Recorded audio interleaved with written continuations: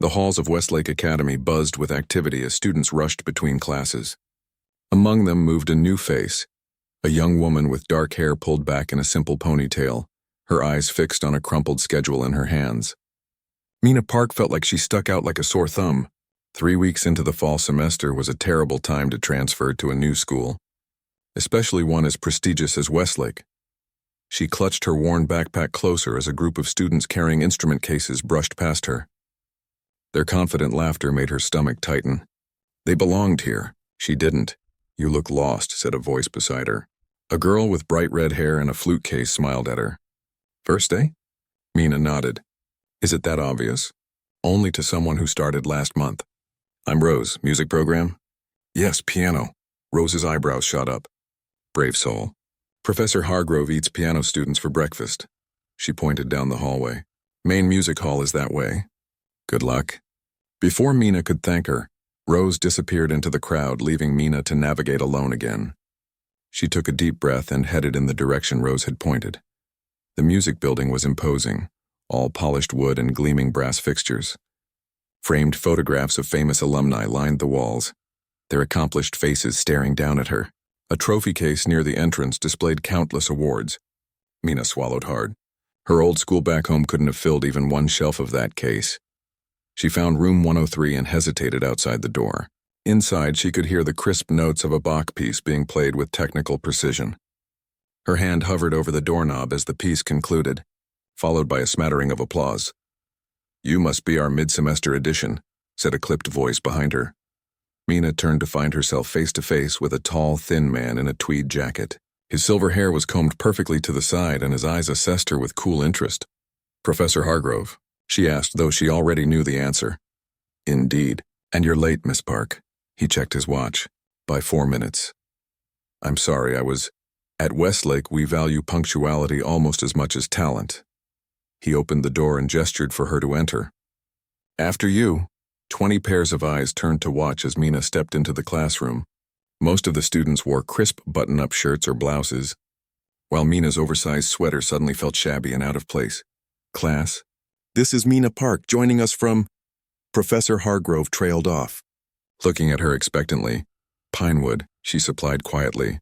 "It's a small town about 3 hours north." A few students exchanged glances that Mina could read perfectly. Small town, small talent. Miss Park was accepted based on a recommendation from her previous teacher and a rather hurried application process, Professor Hargrove explained to the class. "Today she'll perform her placement piece so we can assess her level." "The piano is yours, Miss Park." Mina made her way to the grand piano at the front of the room. It was a beautiful instrument, far nicer than anything she'd played on before, except once, years ago, when her old teacher had taken her to a special concert in the city. She sat down and placed her hands in her lap, taking a moment to steady herself. Professor Hargrove cleared his throat impatiently. "What will you be playing for us today?" Mina had thought carefully about this moment. "Mozart's Sonata in C major, K545. First movement." Professor Hargrove's eyebrows rose slightly. It was a piece typically assigned to intermediate students, not the challenging showcase most newcomers would choose to impress Westlake faculty. "Very well. Begin when ready." Mina placed her fingers on the keys and started to play. The piece was simple for her. She'd mastered it years ago. She could play it in her sleep. But today she deliberately held back. Her timing was correct but not inspired. Her dynamics were appropriate but not moving. She played like a good student, not like herself. From the corner of her eye, she saw Professor Hargrove making notes on a clipboard. Another teacher, a younger woman with short black hair, watched with her head tilted slightly, a curious expression on her face. When Mina finished, there was polite applause from the class. Nothing like the enthusiastic response the previous student had received. "Thank you, Miss Park," Professor Hargrove said. "Your technique is adequate, though your interpretation lacks depth. I believe our intermediate class would be appropriate, with some remedial theory work." A few snickers came from the back row. The intermediate class was where second-year students usually started. The younger teacher stepped forward. "Professor, if I may, there's room in my afternoon theory section if Miss Park would like to join." "Very good, Professor Chen. Miss Park, it seems you have your schedule. Please take a seat for the remainder of today's class." Mina nodded and hurried to an empty chair in the back row. As she sat down, the boy next to her slid his notebook slightly so she could see his doodle, a cartoon of Professor Hargrove with an exaggerated frown. She bit her lip to hold back a smile. The rest of the class passed in a blur of musical terms and performance critiques.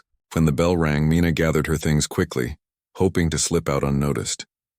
"Miss Park," Professor Chen called, stopping her at the door. "A word, please." Mina waited as the other students filed out. "Your previous school, it didn't have a strong music program, did it?" Professor Chen asked kindly. "No," Mina admitted. "Just one piano in the music room. Most of my lessons were with Mrs. Abernathy in town."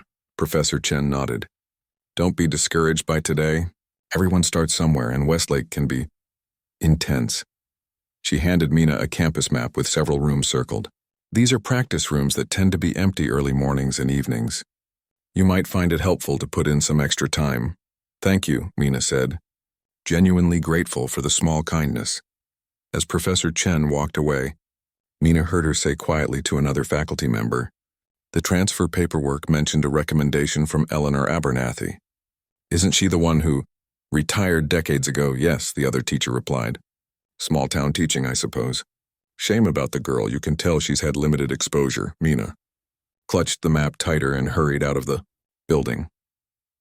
The rest of her day followed a similar pattern: classes, where she felt steps behind everyone else, whispers that stopped when she approached, and teachers who spoke to her with the careful patience reserved for struggling students. By the time she arrived at the small apartment she shared with her mother, Mina was exhausted. She dropped her backpack by the door and collapsed onto the couch. "That bad, huh?" her mother asked, appearing from the kitchen with 2 mugs of tea. "Worse?" Mina groaned. "They all think I'm some hopeless case from the middle of nowhere." Her mother sat beside her. "Isn't that what we planned?" Mina sighed and accepted the tea. "Yes, but I didn't realize how hard it would be. They put me in the intermediate class, Mom, with students who've been playing half as long as I have." "And what would have happened if you'd played the way you can really play?"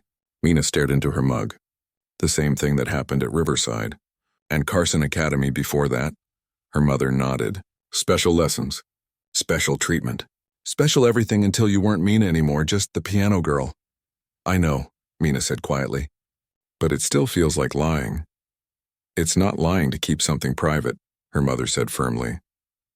"You deserve a normal school experience for once, friends, school dances, all the things you missed before." Mina leaned her head on her mother's shoulder. "What if I can't do it?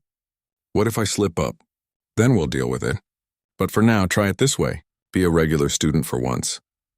After dinner, Mina helped with the dishes and then retreated to her room to tackle her homework. The apartment was small, much smaller than their house back in Pinewood, but her mother had insisted that Mina's room be big enough for her digital piano. She waited until after 10, when her mother had gone to bed, before putting on her headphones and turning on the keyboard.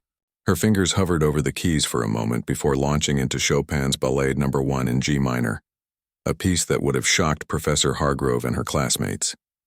As she played, Mina closed her eyes, losing herself in the music. Here, alone in her room with just her music, she didn't have to hold back. She didn't have to be the struggling small-town pianist. She could simply be herself. When she finished, she opened her eyes and sighed. Part of her longed to play like this at school, to see the surprise on their faces, to earn their respect.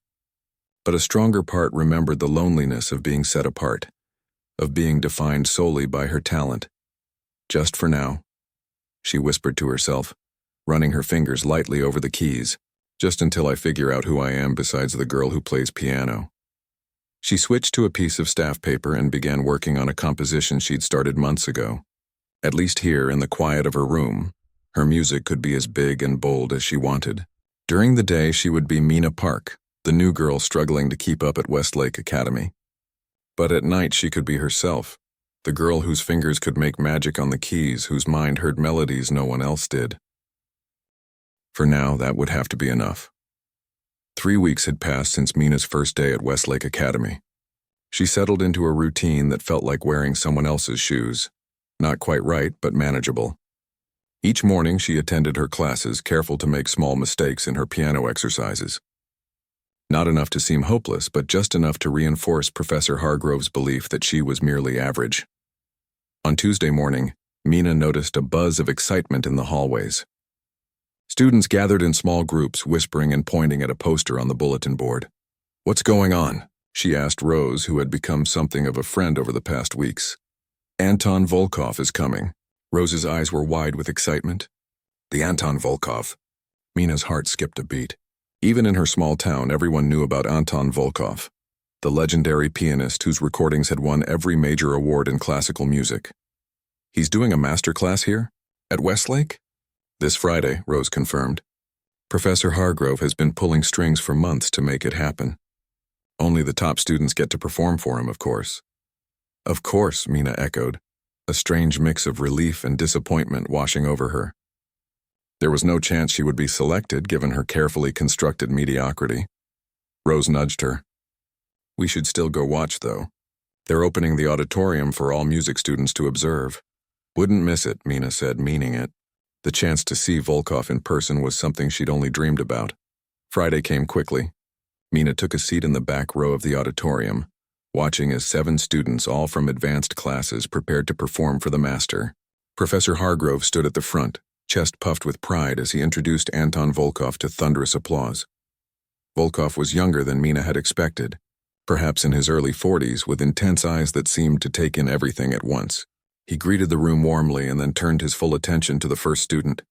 For the next 2 hours, Mina sat entranced.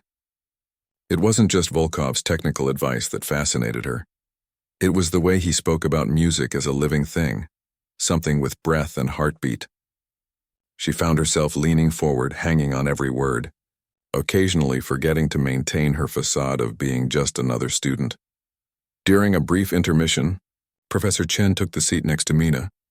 "Enjoying the master class?" she asked. "It's amazing," Mina admitted. "The way he talks about the emotional connection to each piece." Professor Chen studied her face for a moment. "You know, there's something I've been wondering about you, Mina. Your technical exercises are inconsistent. Some days, your fingering is textbook perfect, and other days, I get nervous," Mina cut in quickly. "Stage fright. I always have." Before Professor Chen could respond, the master class resumed. The final student, a boy named Thomas, who was considered Westlake's star pupil, played Chopin's Revolutionary Etude.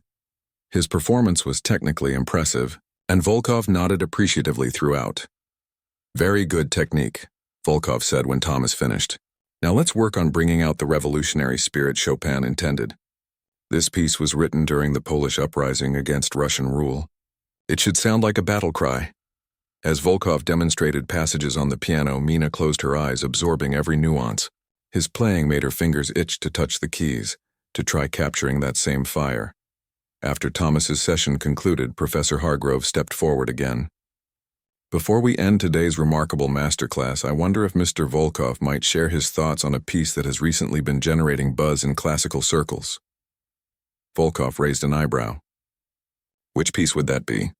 "Rachmaninoff's Lost Etude in D minor," Professor Hargrove said. "I understand you're one of the few pianists who has attempted it since its rediscovery." A murmur went through the audience. Mina sat up straighter. She'd read about this piece online, a recently discovered manuscript that Rachmaninoff had apparently abandoned because he deemed it too technically demanding even for himself. Volkov smiled. "Ah, yes. A beast of a composition. I've been working on it for nearly 8 months now." He shook his head. Rachmaninoff was pushing the boundaries of what human hands can physically do. The stretches required are challenging, to say the least. "Would you be willing to demonstrate a passage?" Professor Hargrove asked, his voice eager. "Just a short one," Volkov agreed, sitting at the piano again. "The middle section is particularly devilish." He positioned his hands and began to play. The music that filled the auditorium was unlike anything Mina had heard before. Dark, complex, with notes that seemed to chase each other across impossible intervals. Volkov's hands blurred over the keys, yet even he had to stop after about 30 seconds. "That's as far as I've mastered so far," he admitted with a laugh. "Those arpeggios in the left hand while maintaining the melody. Rachmaninoff was either a genius or a madman. Perhaps both." The audience applauded enthusiastically. As the masterclass concluded, Mina slipped out quietly, her mind still swimming with the sound of that haunting piece. Later that afternoon, Mina realized she'd left her theory notebook in the classroom. She hurried back to the music building, hoping to retrieve it before heading home. As she approached the faculty room, she heard voices drifting through the partially open door. "Truly a successful event," Professor Hargrove was saying. "Volkov seemed impressed with our program." "Thomas certainly showed well," another voice agreed. "His technique has improved tremendously this year." Mina was about to continue past when she heard her own name.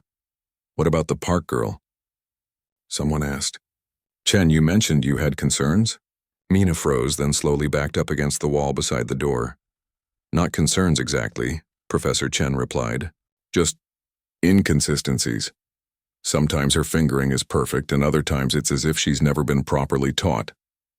"Small-town education," Professor Hargrove said dismissively. "Probably had a teacher who was making it up as they went along. She's not hopeless, but she's far behind our standards." Mina felt her cheeks burn. Mrs. Abernathy had been a concert pianist before retiring to teach. She taught Mina everything she knew with patience and brilliance.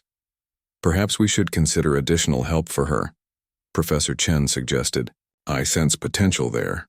There was a short silence, then Professor Hargrove said thoughtfully, "You know, I've been considering an object lesson for our intermediate students, something to illustrate the importance of selecting appropriate repertoire." "What do you have in mind?" someone asked. "That Rachmaninoff piece Volkov demonstrated today. What if we assigned it to Miss Park for the midterm recital?" Mina's hand flew to her mouth to stifle a gasp. "James, that's cruel," Professor Chen protested. "Even Volkov struggles with it. She'd be humiliated." "Not if we frame it properly," Professor Hargrove countered. "We'll present it as a group experiment. She'll work on it for a few weeks, then we'll have her demonstrate how even a relatively simple passage is beyond most pianists' capabilities. It would be valuable for all our students to understand that there are pieces that require years of technical foundation before they should be attempted." "Using her as a cautionary tale, you mean?" Professor Chen said flatly. "Teaching her and others about appropriate ambition," Professor Hargrove corrected. "Sometimes students need to understand their limitations before they can truly progress. We're doing her a favor in the long run." There was a murmur of agreement from several voices. Mina heard a chair scrape against the floor and quickly ducked around the corner as the door opened fully. She pressed herself against the wall, heart hammering, as several faculty members exited the room, continuing their conversation as they walked away. When the hallway was clear, Mina slipped into her empty classroom, grabbed her notebook, and hurried out of the building. Her mind raced as she walked home, replaying Professor Hargrove's words again and again. A cautionary tale. A demonstration of limitations. An object lesson for other students.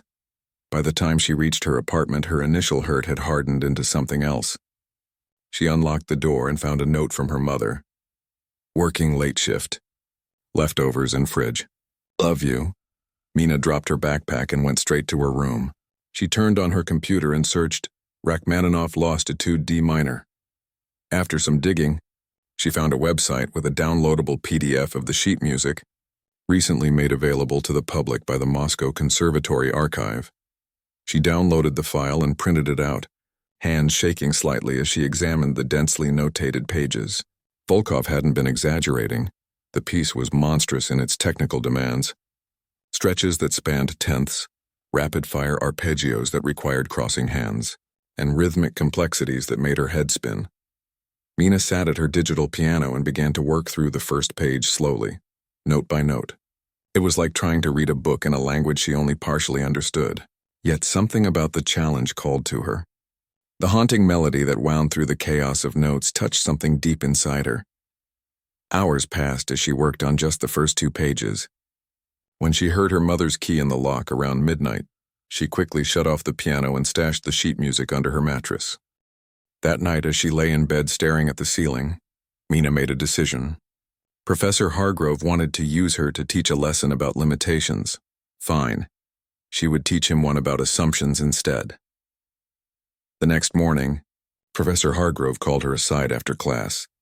"Miss Park," he said with a smile that didn't reach his eyes, "I have a special assignment for you for the midterm recital." Mina looked down at her shoes, playing the part of the intimidated student. "Yes, Professor. I'd like you to work on Rachmaninoff's Etude in D minor, the one Mr. Volkov demonstrated yesterday." He handed her a folder. Just do your best with it. The point is to show how even talented pianists must recognize when a piece is beyond their current abilities. Mina accepted the folder, keeping her expression carefully neutral. I'll try, sir. That's all anyone can ask, he said, patting her shoulder condescendingly. Remember, there's no shame in finding it impossible. That's actually the point of the exercise. As he walked away, Mina clutched the folder to her chest, a small, secret smile playing at the corners of her mouth. No shame at all, she whispered to herself. No shame at all. Early morning light filtered through the windows of practice room 12 as Mina's fingers danced across the keys. It was just past 6 and the music building was nearly empty, exactly how she liked it. For the past week, she'd been arriving before anyone else, using Professor Chen's tip about which practice rooms stayed vacant during off hours. The Rachmaninoff etude was spread open before her, pages now dog-eared and marked with pencil notes. Mina had been working through it section by section, untangling its complexities like a challenging puzzle. She paused, flexing her fingers. The middle section still gave her trouble, the same part Volkov had demonstrated. The left-hand pattern required stretches that strained her hand, while the right needed to maintain a haunting melody above the chaos. One more time, she murmured, positioning her hands. She began the passage again, slower than performance tempo, focusing on accuracy over speed. Outside the practice room, Professor Chen walked down the hallway with a cup of coffee, earlier than usual for a faculty meeting. She slowed as she heard music coming from room 12. Few students came in before 8, and none of them would tackle something so complex at this hour. She approached quietly, not wanting to disturb whoever was playing. Through the small window in the door, she could see a student hunched over the piano, completely absorbed in the music. It took her a moment to recognize Mina.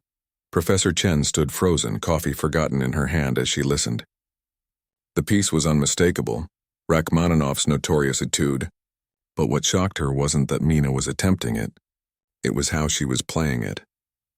Her technique was precise, her fingers stretching to reach intervals that challenged even seasoned pianists. This wasn't a struggling student fumbling through an impossible assignment. This was someone with extraordinary skill working methodically through a difficult piece. As Mina reached a particularly challenging passage, she stumbled, hit a wrong note, and stopped with a frustrated sigh. She flexed her left hand, which seemed to be cramping, then tried again, this time getting through the section cleanly. Professor Chen's brow furrowed. She checked her watch, then reluctantly continued to her meeting, mind buzzing with questions. Over the next few days, Professor Chen made a point of arriving early, positioning herself where she could hear Mina practice without being noticed. Each morning told the same story. Mina played with a level of skill far beyond what she demonstrated in class. It was as if she were two different pianists, the hesitant intermediate student during lessons and a confident, technically proficient musician in private. On Thursday morning, Professor Chen decided it was time for answers. When Mina finished a particularly difficult passage, Chen opened the door.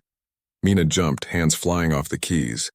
Professor Chen, I was just practicing the Rachmaninoff, Chen finished for her, closing the door behind her. Rather successfully, I'd say. Mina's face paled. She began gathering her sheet music. I was trying to work through it slowly. It's very difficult. Mina, Professor Chen said gently, taking a seat on a nearby chair. I've been listening to you play for several mornings now. You're not struggling with this piece, at least not in the way Professor Hargrove expected. She paused. Why are you hiding your abilities? Mina stared at the keys, saying nothing. Your technique is advanced. Your understanding of dynamics, your phrasing, these aren't things you develop overnight. You've had extensive training. Silence stretched between them. Finally, Mina sighed, shoulders slumping. Mrs. Abernathy wasn't just a small-town piano teacher, she said quietly. She was Eleonora Abernathy. Professor Chen's eyes widened. The Eleonora Abernathy? The concert pianist who disappeared from the classical music scene in the 80s? Mina nodded. She moved to our town for peace and quiet. Taught a few students, including me. When I showed interest in piano at age 5, my mother asked her if she would teach me. A small smile crossed her face. Mrs. Abernathy said she'd give me 3 lessons. If I had no talent, she wouldn't waste her time or mine. And clearly you had talent. She taught me for 12 years until she passed away 2 years ago. Mina's voice softened with affection. 5 days a week, sometimes for hours. She was demanding. Brilliant. She said I had the best hands she'd seen in decades. Professor Chen leaned forward. But this doesn't explain why you're pretending to be less skilled than you are. Mina's fingers traced the edge of the piano absently. When I was 10, Mrs. Abernathy arranged for me to play at a music festival in the city. I performed Chopin's Ballade No. 1. She paused. People went crazy. Suddenly, everyone wanted to meet the child prodigy from nowhere. Local newspapers did stories. A music school in the city offered a full scholarship. That sounds like a good thing, Professor Chen said cautiously. It wasn't. Mina's voice hardened. Overnight, I stopped being Mina and became the piano girl. Kids at school either avoided me because I was different or only wanted to be around me because I was special. Teachers treated me differently. Adults who had known me my whole life started talking to me like I was some kind of oddity. She looked up at Professor Chen, eyes shining with unshed tears. I was lonely all the time. The only place I felt normal was with Mrs. Abernathy, because she just treated me like a student who had work to do. So when you came to Westlake, my mom got transferred here for work. We decided it was a chance to start fresh. She suggested that maybe, just this once, I could be a regular student. Mina shrugged. I thought I'd just play at an intermediate level. Make friends. Have a normal school experience. Professor Chen was quiet for a moment, processing this revelation. And the Rachmaninoff assignment? Hargrove gave it to you as a lesson in humility. A flash of determination crossed Mina's face. He wants to use me to show what failure looks like. To teach students to know their limitations. The last words had a bitter edge. And you're planning to learn it. Mina sat up straighter. All of it, perfectly. Professor Chen couldn't help but smile at the fire in the young woman's eyes. That would certainly make a point. Would you... Mina hesitated. Would you tell Professor Hargrove about me? Professor Chen considered the question carefully. It's not my place to share your story without your permission. But I have to ask, what's your plan? You'll play this piece at the recital, and then what? Everyone will know. I know, Mina admitted. I've been thinking about that. Maybe it's time to stop hiding, but I want it to be on my terms. Not because someone found me out or because I'm being used as an example of failure. They sat in companionable silence for a moment. Mrs. Abernathy used to say that music should never be about proving something to others, Mina said finally. It should be about expressing what's inside you. She looked down at her hands. But I really want to see Professor Hargrove's face when I play this perfectly. Professor Chen laughed. I can't say I blame you. She checked her watch. I should go. But Mina, if you ever want help with that piece, my door is open. I studied with Zimmerman for a few years. I might have some insights on the technical challenges. Mina's eyes lit up. Really? That would be amazing. As Professor Chen reached the door, she turned back. By the way, how much of the etude have you learned so far? About 2/3, Mina replied. The final section has these chord progressions that are giving me trouble. My hands are a bit smaller than ideal for some of the stretches. Try approaching them from a different angle. Think of it as a rolling motion rather than a stretch. Rachmaninoff had enormous hands, but the rest of us have to adapt. Chen smiled.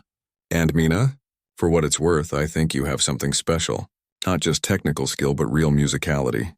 Mrs. Abernathy saw it. I see it too. After Professor Chen left, Mina sat motionless at the piano, emotions swirling inside her. Someone knew her secret now. Part of her felt relieved, while another part worried about what might come next. She glanced at the clock. Nearly time for her first class. As she gathered her things, her phone buzzed with a text from her mother. Good luck on your history test today. Love you. Mina smiled. Her mother had always been her biggest supporter, driving her to lessons, sitting through countless hours of practice, defending her choice to keep her talent private. Whatever happened at the recital, she knew her mom would stand by her. Throughout the day, Mina found it harder to maintain her facade. In theory class, she almost corrected Professor Williams on a point about diminished sevenths before catching herself. During her piano lesson, she had to consciously remember to stumble over passages she could play effortlessly. At lunch, she sat with Rose and a few other students from her theory class. They were discussing the upcoming recital. I heard Hargrove gave you that crazy Rachmaninoff piece, said David, a clarinet player. Is he trying to torture you? Mina shrugged, poking at her salad. It's supposed to be an example of knowing your limits or something. Classic Hargrove, Rose snorted. He does this every year, picks someone to make an example of. Last year it was poor Ben with the Liszt Hungarian Rhapsody. What happened? Mina asked. Ben crashed and burned, David said. Couldn't get through the first page. Hargrove gave this whole speech afterward about the importance of appropriate repertoire selection. Mina bit her lip, anger simmering just below the surface. That's awful. That's Westlake, Rose said matter-of-factly. Separate the wheat from the chaff and all that? You're just this year's object lesson, Mina. Don't take it personally. But it was personal, Mina thought as she walked to her next class. Hargrove had decided who she was based on where she came from, had assigned her a role in his little teaching drama, without knowing the first thing about her. That evening, Mina practiced later than usual, working through the final section of the etude. Professor Chen's advice about the chord progressions helped.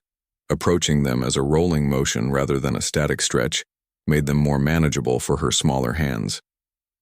As she played the final chords, a sense of satisfaction washed over her.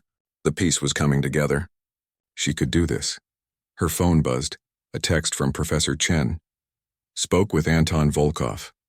He's agreed to return for the recital as a special guest. No pressure. Mina stared at the message, heart pounding. Volkov himself would be there? The thought was both terrifying and thrilling. She placed her hands on the keys again and began from the beginning, playing with renewed purpose. If she was going to reveal herself, she might as well do it in front of one of the greatest pianists alive. The game had changed. This wasn't just about proving Hargrove wrong anymore. It was about honoring everything Mrs. Abernathy had taught her, about finally playing as her true self, and maybe, just maybe, about finding out who that true self really was. The day of the midterm recital arrived with a flutter of nerves that rippled through Westlake Academy. Students rushed through hallways with instrument cases and folders of sheet music, last-minute practice sessions spilling from every available room. The usual competitive tension had doubled with news that Anton Volkov would be attending as a special guest. Mina stood in front of the small mirror in the girls' bathroom, hardly recognizing herself. Gone was her usual oversized sweater and ponytail. Instead, she wore a simple black dress her mother had insisted on buying for the occasion, her hair falling in soft waves past her shoulders. You look like a real pianist, her mother had said that morning. Eyes shining with pride. Now, as Mina studied her reflection, she wondered which version of herself would walk onto that stage tonight. The hesitant student everyone expected, or the musician Mrs. Abernathy had trained her to be. The bathroom door swung open, and Rose rushed in, her flute case clutched to her chest. There you are. I've been looking everywhere. She stopped short, taking in Mina's appearance. Wow, you clean up nice, Mina smiled nervously. Thanks. You too. Rose wore a deep blue dress, her red hair pulled back in an elegant knot. Are you ready? Everyone's talking about Volkov being here. The auditorium is packed. Mina's stomach tightened. Packed? Professor Hargrove invited critics from the Tribune and some people from the conservatory downtown. Probably wants to show off his star students. Rose frowned slightly. Sorry about your piece, by the way. Totally unfair of him to set you up like that. It's okay, Mina said quietly. I've been practicing. Rose squeezed her arm sympathetically. Just remember, nobody expects you to actually play it well. Just do your best and hold your head high. She checked her watch. We should go. They're seating performers in the front row. They hurried to the auditorium, slipping in through the side door. As Rose had said, the place was packed. Faculty members sat in a reserved section to the left, while the center seats were filled with students, parents, and what looked like professional musicians and critics. Mina spotted her mother in the middle section, who gave her an encouraging smile and thumbs up. Professor Chen intercepted them at the performer's entrance. Mina, glad I caught you. She lowered her voice. Volkov is here. He's sitting next to Hargrove in the front. Are you sure about this? Mina took a deep breath. I'm sure. Chen studied her face for a moment, then nodded. I moved you to last on the program. Last? Mina's eyes widened. But that's usually for the most impressive performance, Chen finished with a small smile. Trust me. As they took their seats, Mina caught Professor Hargrove watching her from across the aisle, a smug expression on his face. Beside him sat Anton Volkov, elegant in a dark suit, reviewing what appeared to be the evening's program. The recital began with a violin and piano duet, followed by a string quartet. Each performance received enthusiastic applause, with Volkov nodding appreciatively at particularly well-executed passages. Thomas, Westlake's star student, performed Chopin's Revolutionary Etude with technical brilliance, earning the night's first standing ovation. As the evening progressed, Mina's nerves intensified. She watched each performer walk confidently to the stage, bow, and play their carefully prepared pieces. Most were flawless, the product of Westlake's rigorous training and selective admissions. During a brief intermission, David leaned over from his seat beside her. "You okay? You look like you might throw up." "Just nervous," Mina admitted. "Don't be. Everyone knows Hargrove set you up. Nobody's going to judge you when you can't play that monster piece." His words, meant to comfort, only strengthened her resolve. After intermission, the performances continued. Rose played a lovely Debussy piece on her flute, her tone pure and expressive. Only 2 performers remained before Mina when she felt a tap on her shoulder. She turned to find her mother standing in the aisle. "Mom, is everything okay?" Her mother knelt beside her seat. "Perfectly fine. I just wanted to tell you something before you play." She took Mina's hands in hers. "Whatever happens up there, I'm proud of you. If you want to play like you do at home, play like that. If you want to stick to the plan, that's okay too. This is your moment, sweetheart. Your choice." Tears pricked at Mina's eyes. "Thanks, Mom." Her mother squeezed her hands once more before returning to her seat. Mina turned back to the stage where a cellist was finishing his piece. Only one more performer before her turn. As the pianist before her played a lively Mozart sonata, Mina closed her eyes, mentally reviewing the Rachmaninoff Etude.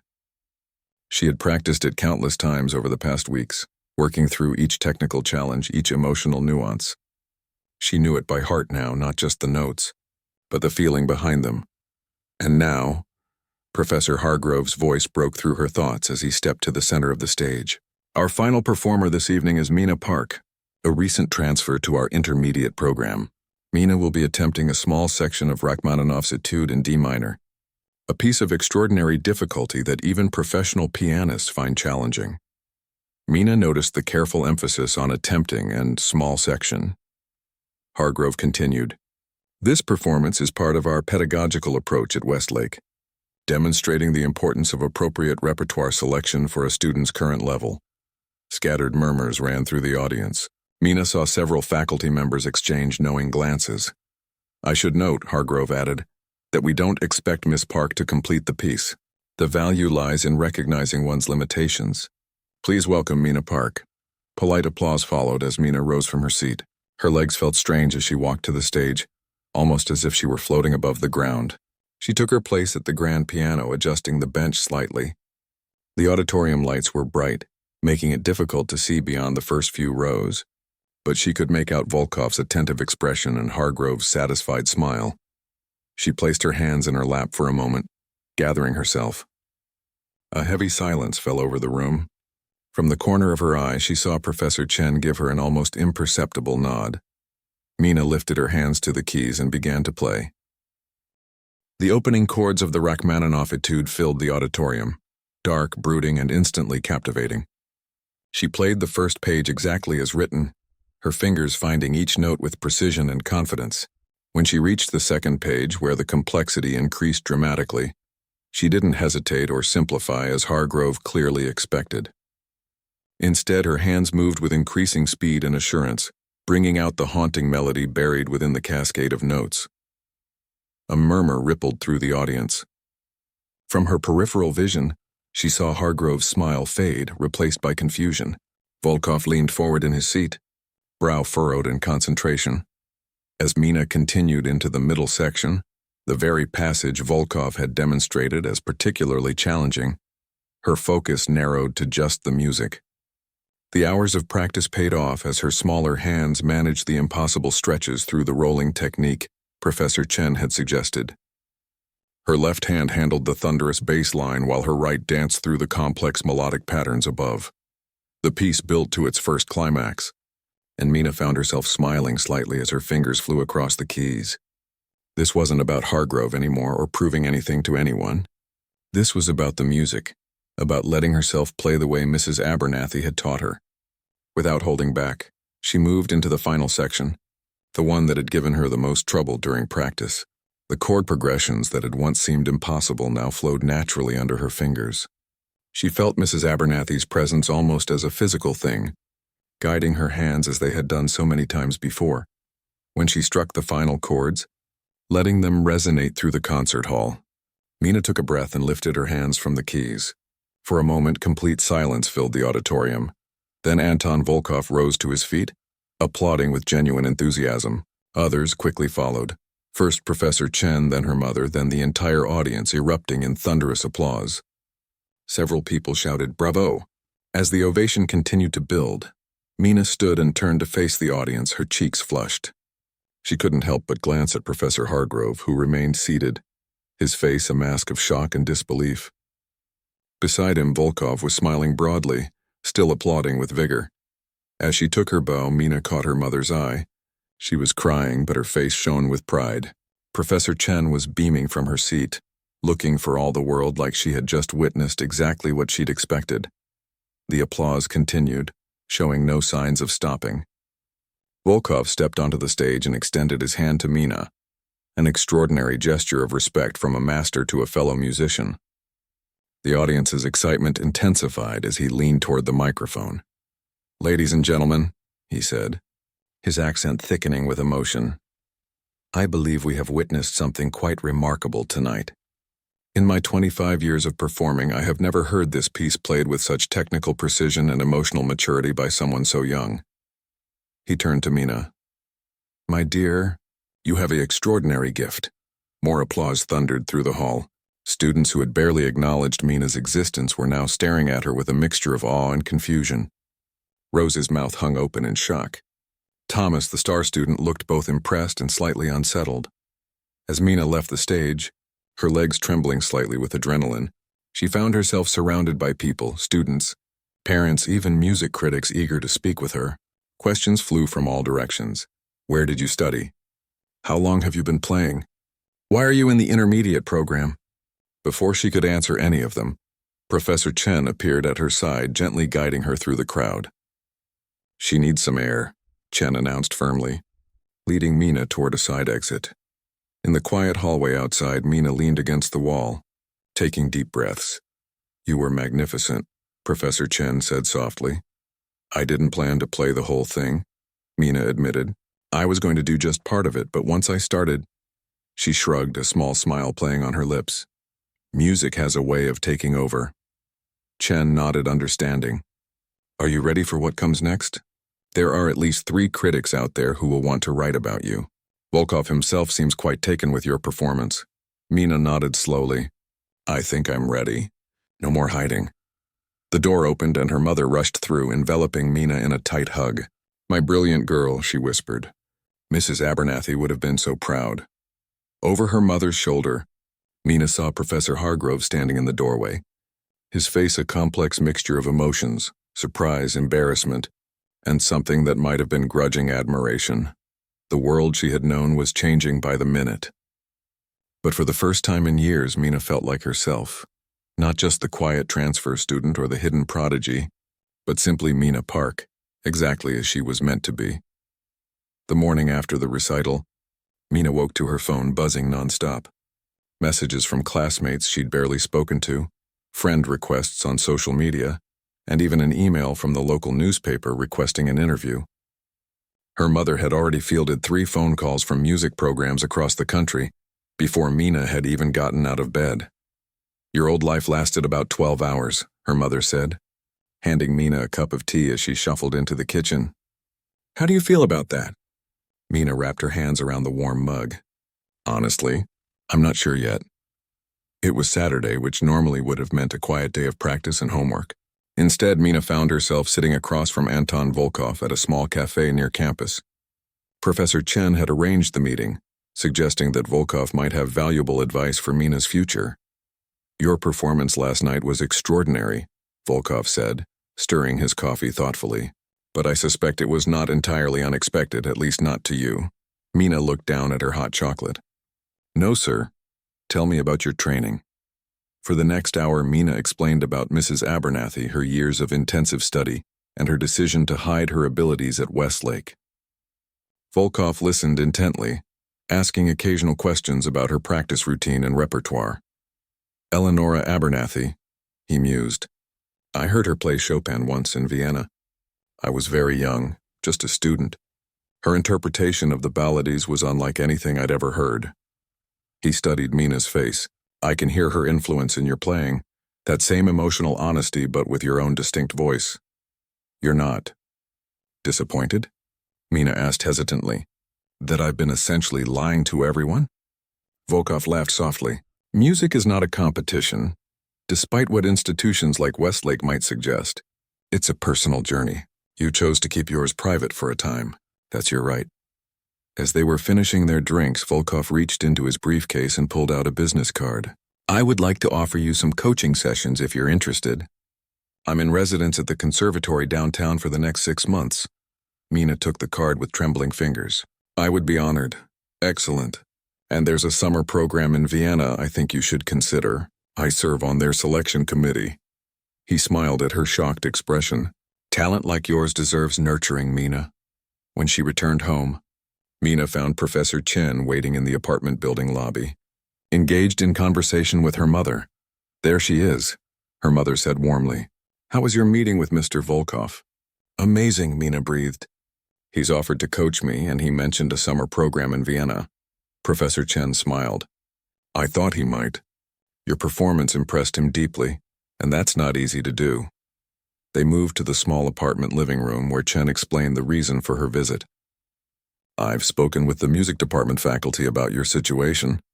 We would like to offer you a more appropriate placement at Westlake. Advanced classes? Mina guessed. Yes, but with flexibility. You're beyond many of our standard curricula, so we're proposing a customized program. Advanced theory and composition with me, chamber music with Professor Liu, and independent study for your solo repertoire. She hesitated. That is, if you wish to stay at Westlake. Mina glanced at her mother, who nodded encouragingly. I'd like to stay, Mina said. I've made friends here, and honestly, I'm not sure I want to go somewhere where I'd only be known for my playing. A wise choice, Chen said. Balance is important for any artist. Speaking of which, she pulled out a formal-looking envelope. Professor Hargrove asked me to give you this. Mina took the envelope cautiously. Inside was a handwritten note. Miss Park, I owe you an apology for my assumptions about your abilities and background. My attempt to use you as an instructional example was unprofessional and unkind. Your performance last night was remarkable, and I hope you will allow me the opportunity to properly support your musical development going forward. With respect, Professor James Hargrove. Mina read the note twice, surprised by the sincerity in the words. He's been humbled, Professor Chen said with a hint of satisfaction. It's good for him. The faculty meeting this morning was quite something. We're reassessing our evaluation processes across the board. On Monday morning, walking into Westlake felt surreal. Students who had never given her a second glance now smiled and waved. Others whispered as she passed. Rose hurried to catch up with her in the hallway. You sneaky genius, she exclaimed, linking her arm through Mina's. Why didn't you tell me? We've been eating lunch together for weeks. I wanted to be normal, Mina said simply. Rose considered this. And how's that working out for you now? They both laughed as they entered the music building, where a small crowd had gathered around the bulletin board. A notice announced a special concert featuring select Westlake students, with Mina listed as the closing performer. I didn't agree to this, Mina said, frowning. Typical Hargrove, Rose muttered, still making decisions without asking. As if summoned by his name, Professor Hargrove appeared beside them, looking uncharacteristically hesitant. Miss Park, might I have a word? Rose squeezed Mina's arm supportively before leaving them alone. I see you've noticed the concert announcement, Hargrove began. I should have consulted you first. If you'd prefer not to participate, why did you do it? Mina interrupted. The Rachmaninoff assignment. You wanted me to fail in front of everyone.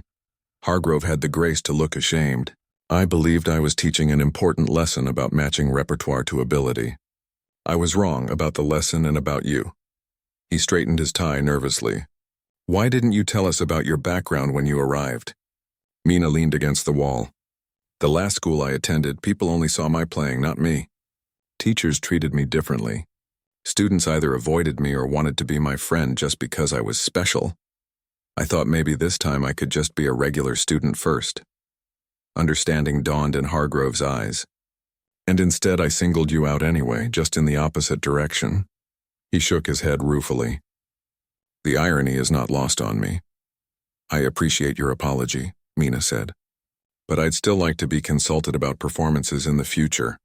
Absolutely, he agreed quickly. In fact, I was hoping you might consider playing the Rachmaninoff again for the spring showcase. Several conservatory representatives expressed interest after your performance. I'll think about it, Mina said, surprised to find she meant it. Her new schedule was challenging in the best way. Advanced theory with Professor Chen opened her eyes to compositional techniques she'd never explored. Chamber music with Professor Liu taught her to blend her sound with others rather than always standing out. And her weekly coaching sessions with Volkov pushed her technical abilities even further. But perhaps the most meaningful change was how she began to integrate her two selves. The quiet, thoughtful Mina, who made friends and enjoyed normal teenage activities, and the gifted musician who could lose herself in complex compositions for hours. One afternoon, about 6 months after the recital, Mina found herself in practice room 12, the same one where Professor Chen had discovered her secret. She was working on a new piece, a challenging Prokofiev sonata that Volkov had suggested. A knock at the door interrupted her practice. "Come in," she called. Rose poked her head in. "Hey, piano girl. A bunch of us are grabbing pizza before the theory test tomorrow. Study break, you in?" "Definitely," Mina said. "Give me 5 minutes to finish this section?" "Sure thing." Instead of leaving, Rose slipped into the room and sat on a spare chair. "Mind if I listen? I've never heard this one before." 6 months ago, Mina would have immediately stopped playing, uncomfortable with an audience for her serious practice. Now she smiled and nodded, turning back to the keys. As she played, she was aware of Rose listening, but it didn't make her nervous or self-conscious. This was just another part of who she was, a friend who happened to play piano really well.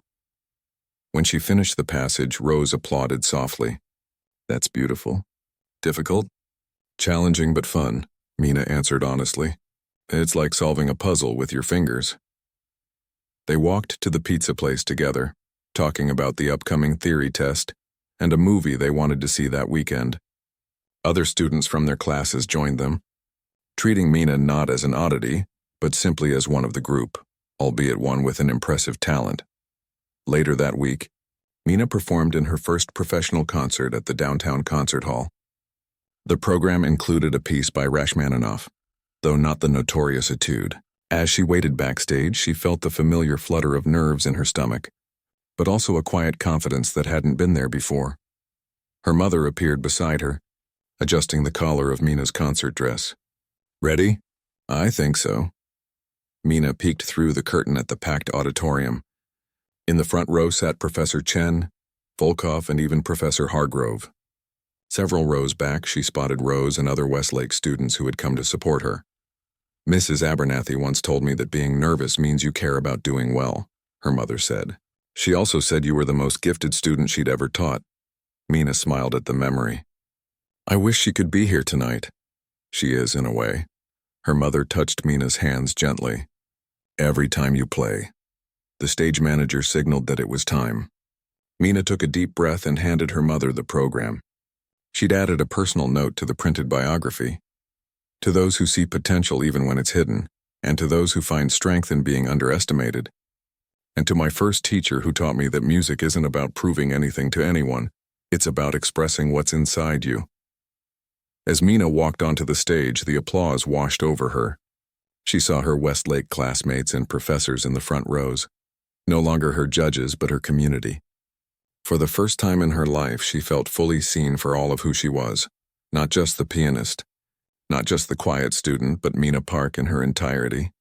She took her place at the piano, adjusted the bench, and placed her hands on the keys. The audience fell silent, waiting. Mina closed her eyes for just a moment, feeling Mrs. Abernathy's guidance, her mother's unwavering support, Professor Chen's belief in her, and even Hargrove's hard-earned respect. Then she began to play, not as the person everyone expected her to be, but as herself exactly as she was meant to be.